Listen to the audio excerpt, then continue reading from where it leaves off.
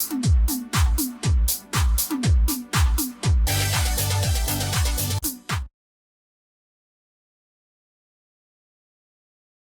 welcome back to the Afia Morning Show, 12 Days of Christmas Special. My name is Nathali Uku. Don't forget to stay tuned. We're going to be dropping today's question really soon so that you will stand a chance to win a prize that Audrey would be announcing much later on today's show. Now we're moving on to our first discussion on something that is affecting everybody. It is driving everybody insane, causing so much frustration. People are wasting hours, days, going back and forth from the bank. You have people that are coming from the hinterlands all the way to just pick up ATM cards, and they end up spending the whole day and being told to come back the following day. Now, unfortunately, Christmas is tomorrow, so there's no such thing as come back tomorrow because the banks would definitely be on holiday and perhaps even on Boxing Day. So anybody who doesn't have their ATM now would definitely be cash strapped this season. To tell us more about this and, of course, emphasize on the critical areas in the cashless policy that may be leading to these setbacks is Dr. Ambrose Iboke, Chairman, Guild of Public Affairs Analysts of Nigeria, Enugu State. Thank you, Dr. Iboke, for joining us. Thank you for dragging me here on a Christmas Eve. Good morning. No, not drag. I politely requested your presence. It was a cordial invitation. When a beautiful lady like this tried to sweet talk you, that is blackmail. Yeah. Where did I go wrong? Where did I go wrong? It was a cordial invitation. Okay. And you said, don't worry, I'll be there. So no, I saw these boxes. I was thinking that maybe they open one for me before I go.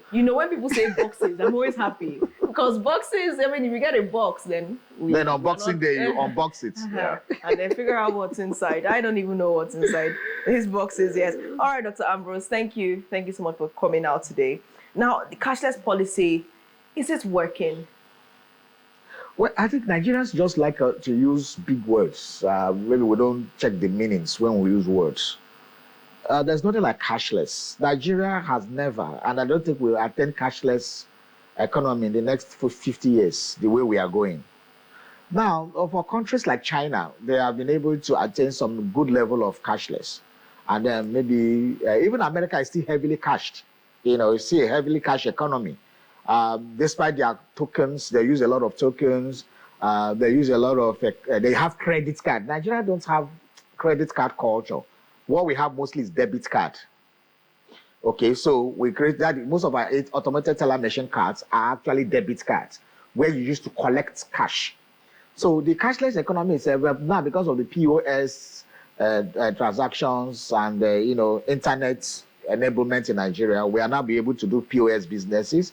We are now able to pay point on sale. POS means point on sale. So you put this thing there, and it's still debit. So it still kind of takes some money from the bank. We don't really load our cards. I said, okay, devoid of your bank, without moving money from your bank, because what the POS does is it moves money from your bank. So, the credit card does not have anything. You just load it by yourself and it works. Then when we come to a country like Nigeria that don't have deep internet penetrations, even internet penetration for making calls is a lot challenging. Data, to do internet is also very challenging sometimes. Sometimes you are even in the urban areas, you have network failures and the rest. And it is the internet that drive this banking system, this online banking system, because all of them are components of online banking. So Nigeria don't have that deep internet penetration because of, first of all, we don't have stable power supply.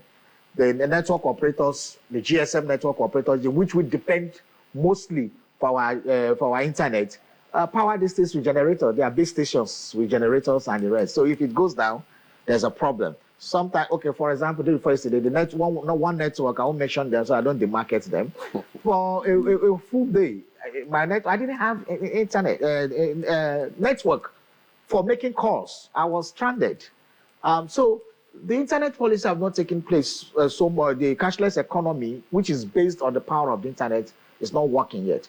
What we mean by cashless means that we use less cash in transactions. And most transactions in Nigeria, especially in the open market, is still based on cash. But because of the internet banking now, where you can, I remember those days growing up, somebody is going from Enugu, from Ogbete, he wants to go and buy goods from Onitsha, or he wants to buy goods from Lagos. He carries bags of, and at that time, the highest denomination was 20 naira. So imagine somebody was going to buy 2 million naira worth of goods. He carries bags of cash, and that's how they used to travel. But when the GSM came, it reduced those things. Those days when we were in school, that's why I'm envious of students nowadays. I tell them, you guys don't have problem. You can only transact in the bank in which you open the account. Yes. In the branch at you to open the account, because there was no internet banking. You can also, but we are, because of the advent of GSM like 22 years ago, we have been able to now have it a penetration. We can bank in any branch, and so that reduces also the level of carrying cash. But the problem we have been having in Nigeria is that we just mark this things. We are not following it up in terms of, for example, how have we been able to bring the unbanked sector that people don't put money? Because there was a research one time when I was in Lagos done, I think by the World Bank or one of these international groups. There's a big market in Lagos called My 12 Market. That is the food market. And it was said that up to $1 billion transact within that market without entering the bank every month. Every month, money that exchange hands without going to the bank. So our markets, we go to Ogbete now, or wait on the major market, go to Gariki market, people are buying cow in Gariki or whatever, they pay cash. Even people are building a trailer load of cement, you pay cash. So, and then because of the, distrust in the fidelity of the internet, people, you pay, it's hanging. The money doesn't drop for a while. Sometimes it takes days. Sometimes it is reversed. And so people who are paid, sometimes again, fraudsters use it, what's called fake alert system. They don't generate it and send to you. Because of that issue of distrust, people also don't want to do cashless or whatever. They want you to pay them in cash. That is also a problem. But generally, when you go to China, I was watching a documentary last year by BBC, and they went to China urban area, especially university, and they were asking students, can I have any notes or coin? 98% of the students, out of like 100 students that were surveyed, only like 2 had any sort form of cash. Why was that? China was able to cash on the young people. And even in Nigeria now, in Enugu here or whatever, when in urban cities, go to a lot of young Nigerians, especially students, these Gen Z guys, most of them don't carry cash. They want to buy something that was okay, money with this, they just transfer. So, but what China was able to do is this. China was able to convert their chat platform. I think it's WeChat or something like that. Yeah, WeChat. Our own is WhatsApp, we use most of the time. Yeah. They were able to convert it to a payment system. So what did they do? They created barcodes, okay? That's so simple. You just print the barcode on a paper, you can laminate it. Every trader, even the woman pushing wheelbarrow, selling fruits, had her own paper, and even any GSM operator, anybody, vulcanizer will have his own hanging. So what you do is that everybody also had it on their phone and their chat. When you go to do the transaction, you just do a barcode, it goes to the person's account. So you now found out that there were no cash anymore because cash management is expensive.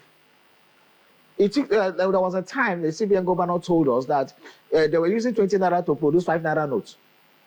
Polymer. The paper that was so expensive. So how can you use 20 naira to produce 5 naira? So that is the irony of the whole thing. So people are trying to migrate to cashless to spend less on cash management, one. Secondly, to make transactions easier. Thirdly, to make business easier, and then to control cash, because a lot of illicit activities are done through cash. And to make cash, to make transactions enter the banking system. Yes. But Nigeria is not ripe for that yet. And there's a lot going on, and that is not enabling us do that. So one of the first steps is to see whether we can have simple things. The USSD also, sometimes you said they say system error. You want to go, a lot of things that are not happening. Yeah. So many challenges. Can we actually, because if you notice, during weekends, it feels like the internet for banking halts. Some, by the way, right? Can we attribute this to brain? Can we attribute this to brain drain for so many IT and tech guys living in droves, outside the shores of Nigeria? Why? Because here is not being favorable for them. And not having those hands to handle those sectors in the banking system? No, most of the systems that run these things are actually softwares. They are not hardwares, most of them. I mean, the banking apps, you need the these banking developers systems. The sometimes to be developers can work remotely. Most of the people doing development. Now, the question is, can they even pay them? No, they can pay. They make a lot of money. I think the problem we have been having is that the banks are greedy. Look, they don't have system. I think they were forced to do some system upgrade recently. And some of the banks, you know, there's a bank that touts itself as an ICT bank. I was surprised to know that the software they were using was like 15, 20 years old. And I was shocked. And it's an issue. Yeah, it's an issue because most people have upgraded. They refuse to spend the money to upgrade. Meanwhile, they are ripping off Nigerians. Of recent, we're even seeing more of fintech companies, you know, doing a whole lot more than the main bank sector. That's what I mean. But the main bank sectors they refuse to upgrade. They are busy looking for short-term loans, borrow another 12 weeks, buying and selling. They're more interested in merchandising. They don't sponsor. They hardly sponsor SMEs that are into manufacturing and the rest. So it's easy banking we are doing in Nigeria. We are not in other climes that make sense, that know what economics is all about. The insurance sector, the pension sector are the people that have the money. Okay? They now open banks to be able to transact because they have fund redundancy. So you pay premium every year in insurance, it's there. You are paying pension every month, it is there. So they have a pool of funds there. So what they do to transact with the fund, they open banks. But in Nigeria, the absurdity is the case. It is the banks that own insurance companies. That's to show you that our own economics is voodoo economics. It's not going to work. Dr. Ibuke, now let's talk about commercial banks. I paid a visit to a commercial bank. This was just yesterday. And it turned out that there were people who had come from all kinds of villages, all locations, just because they wanted to pick up ATMs. They were unable to transact. Of course, you know now there's a cash withdrawal limit and they don't have enough cash. So they were actually trying to get cards to make transactions seamless this period. But the attendants at the bank could not help them. They told them point blank, you know you have to wait. This is going to take time. And you have these people, elderly, standing, people just waiting there, and the banks can't help them.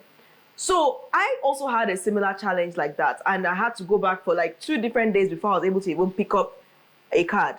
But prior to that happening, I wanted to transfer funds to another bank to enable me use the card for that account, which I had for it for some time.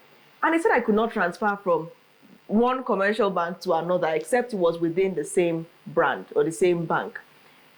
And it made me wonder, is there more that commercial banks should be doing to satisfy their customers during these trying times? How can you spend over 24 hours attending to one customer? Secondly, why do you think that these banks cannot transact interbank? Why are they only conveniently able to work intrabank? So you can't even move funds to another account if you don't have an ATM for your host bank.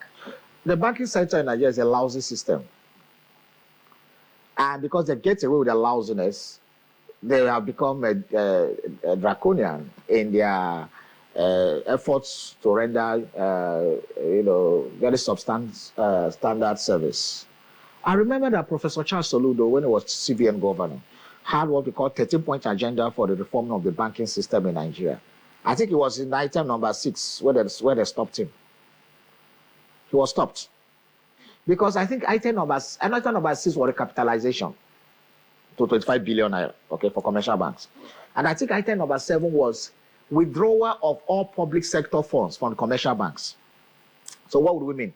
All the state governments, local government, parastatals, departments, agencies of governments. I think the idea was for them to now bank with the CBN and let the banks in Nigeria do their normal banking, which is you and I, their customers. But they stopped him. He was stopped. And I still think that some of those reforms he was trying to institute cost him a second tenure as CBN governor. Now, what did he want to do then? Which I believe was what he wanted to do. What if all these sector funds have removed, and it is now the customer? They will take their customers seriously. They will know their customers is king. But what we have now is that there are so many dormant funds in the bank. The MDA, so where they make the banks make their money is government patronage. So they don't depend on you and I. They don't depend on the 50,000 or 100,000 or whatever. That is why they don't fund SMEs the way they are supposed to. That's why they make it difficult for people to access loans. So they want you to bring your grandfather who has died 10 years ago, and they'll bring his bones for you to have collateral to loans. And these are serious SMEs. So they're not interested, they're not ready. And that is why when you go to commercial banks, you see a teller tell you offhandedly, no service. There's no network. Exactly. And then you look at this teller, my money that I kept in your banking system, you nonchalantly test me, no network. Sometimes they don't even answer you. After a long while, I say, what's happening to the transaction? You say, I don't have network. I say, you don't have the courtesy to inform me. So that is where we have placed ourselves, where we take our money. A country that wants to do cashless, you now take your cash to the bank, and when you want to access it, it is almost blocked. Now, how do you expect people to now do cashless? Exactly. So people will keep the money at home. Now let's look at that exact point was where I wanted to come in. People keeping money at home. If criminals find out that people no longer take their money to the bank, wouldn't that increase the crime rate? Is it no more of criminality than you cannot access your money? But what happens? Who when we suffers go the back to consequences of the criminal? Because for me, it's a criminal act. It's a criminal act that withhold my money. For me, it's a criminal act that withhold my money. Yeah. I'm talking about the safety of your safety. Is my money safe in the bank? Your safety. No, is the money safe in the bank? No, it's your safety. No, we are talking about. Do you know how many people have died in the hospital who needed emergency funds because they could not access their funds? Is it because these things are not reported? But we're looking at the national scale of it. If criminals find out that people are now keeping money at home alone, again, could that not increase the crime rate? Now they know people are storing money. No, we always say that. What do we even need the cash for if the system is working? If a system is working, you don't even need cash. We have just said it's simplified business system. Now, even the cash, you cannot get it in the most of the banks. Prior to Christmas week, there's cash crunch everywhere. Now, we are buying naira for naira. You go to the POS, they have cash, but the banks don't have cash. Is that not an irony? Is that not a contradiction? When POS service operators have cash, but the banks don't have cash, where do they access their own cash from? Okay, the POS operators don't go to the CBN. Yeah. They go to the commercial banks to access cash. Is this building something that we're seeing the increase over time? I'm talking about cryptocurrency at this point in time, because people don't literally trust bank and leaving their monies at the bank, because accessing those monies sometimes is hard. They give you limits, or you can remove more than 100,000 or 50,000, or sometimes they don't even give more than 10,000 if you go into the banking hall. Is this being attributed to the increase we see, although they are trying to clamp down on cryptocurrency, but people are, visiting more of cryptocurrency wallets than the bank? Well, I know, I don't think that assertion is correct, but because a lot of people don't know about cryptocurrency. I think people who deal with more Forex are the ones that are doing more of that, because they are trying to see a way to, the Forex market is very regulated. Yeah. In fact, there was a time the CBN, I think, threatened to even convert every Forex in your bank account to Naira. And then that got people thinking. So if I keep my Naira and my dollars in my DOM account, or dollar or pounds, or let's say in my domiciliary account, then the federal government cannot wake up any day and then convert it without my permission and convert it to Naira. So what's the essence of having So that's why people are saying, okay, we go to crypto. But the fear for crypto will come to stay. That is always innovation. There was what you call diffusion of innovation theory. That when innovations come like this, it takes some 5 steps to be able to, get acceptability by all and sundry. So the last people that adopt it are what called the laggards, And then again, people who are benefiting from the system, So what they want to do is that the cryptocurrency sector is not regulated yet. And that's why many countries of the world are trying to ensure that, okay, can we have regulations? But I think when Donald Trump comes in, he's a fan of crypto markets. Yes. And I think he will try to bring, let's see what are the policies and legislation. Because the crypto is controlled by one individual. The scam that happened in the banking sector or in the insurance sector or anywhere else, will also happen in the crypto. There was this issue of a young crypto guy who created some of the crypto wallets and all those things. And he died in China. I think he was 26 years old. And he went in with billions because they couldn't crack his code. And he died with that secret. And people's money went missing. So you cannot entrust the financial sector of this thing to an unregulated market and to a single individual's whims and caprices. All right. Your advice to Nigerians at this point, especially people who have unfortunately gone home, having not accessed their automated teller machine cards. Well, I don't know what the issue and cry about automated teller machine cards, ATM cards. ATM cards that cannot give you money. The ATMs, most of the ATM machines are dry. Some of them have been configured in such a way that you cannot access. Now you cannot access more than 5,000. But then sometimes you go to a place to pay, and they won't tell you that you have to pay something before that they have to charge you on top of it. That one I don't agree. Again, sometimes some people have accused the banks of trying to withhold money of customers deliberately. The banks has also made some inquiries from some banks, and they also said that the cash crunch that was witnessed some months back, 2 months ago, were the inability for them to access cash from the CBN as well. So the blame keeps going. CBN is on the other side that issue circular to say, oh, banks, release money. We have money. We are giving you money. Release money. So if we don't have a good cashless economic system, then the cash, where is the cash? Where are we holding cash? Why are you not releasing cash? Why will somebody wants to access 200,000 naira, and bank said, I can't give you, I'll give you only 20,000. I'll give you 5,000. So what do you advise in all of this? So what we advise? What do I advise Nigerians? Nigerians are docile people. As citizens, we don't react to things. Try this kind of thing in Europe and whatever. The banking system should be shut down by now. And they would have, set up. Because I don't know why banks should have money. And the banks should not have money to give us. Our POS is having money to give us, charging us double. And that's why CBN, I think last week, came up with a circular saying that no POS operator should do more than 120,000 naira per day. How they're able to enforce that, I don't know. If the POS operators have like 6 POS machines from different banks, and it does 120 across the 6, the aim is defeated. So we don't have that. No, there are no punishment for offenses. There are not. So what can Nigerians do? Except we know how to grumble, go to our rooms and stay, and we expect angels to come fight for us. And that's the problem we'll be having as a people, because this is robbery. I keep my money with you, and I say I want it back, and you say you won't give me. That even if you're going to give me, you're going to give me piecemeal. Okay, give me the avenues to collect the money, like the ATM, to be able to transact with it. You refuse. Giving me all kinds of issues. ATM, now, possession of ATM, some banks even do it instantaneously. You just go in and collect. So in this age and time, some banks still wait for headquarters to send them ATM. So these are the things, and then what do our people do? I see people in banking hall, they tell them these things, they don't worry, they grovel and they leave.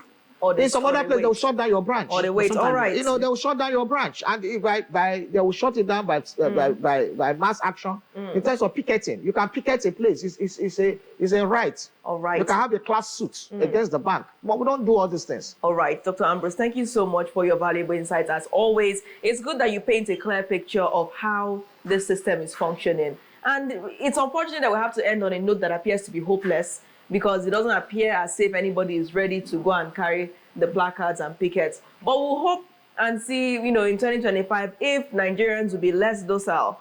You've described them as docile. Let's see if 2025 will be a new beginning for Nigerians. Thank you so much, Dr. Iboke. Thank you. Thank you very much. I wish you a Merry Christmas. All right, and you as well. Compliments. So our question for today's 12 Days of Christmas special, because we want you to head straight to your keypads right now and type what you think is the correct answer on @Afia News on YouTube, so that you may stand a chance to win a surprise this Christmas. The question is, according to Dr. Ambrose Iboke, what kind of words does Nigeria like to use? According to Dr. Ambrose Iboke, what kind of words does Nigeria like to use? If you've been listening to this show, you may just get the obvious answer and go on straight to Afia News. Search for the Afia Morning Show stream for this day, 24th of December, and comment what you think is the right answer first, and you would be walking away with a prize on today's show. Oji, what is the surprise? Definitely something great for kids this Christmas, your children, by the way. So you're definitely going to be winning 10 children's Christmas storybooks, all from Booktropolis, right? So if you know the answer, go down the stream right now and start commenting. And if you get it correct, 10 storybooks for Christmas for your children, all from Booktropolis, all for you. All right, so if you're wondering how to beef up your Christmas tree, how to make it fuller right now, go straight to Afia News and comment, and 10 Christmas storybooks for children would be yours this season.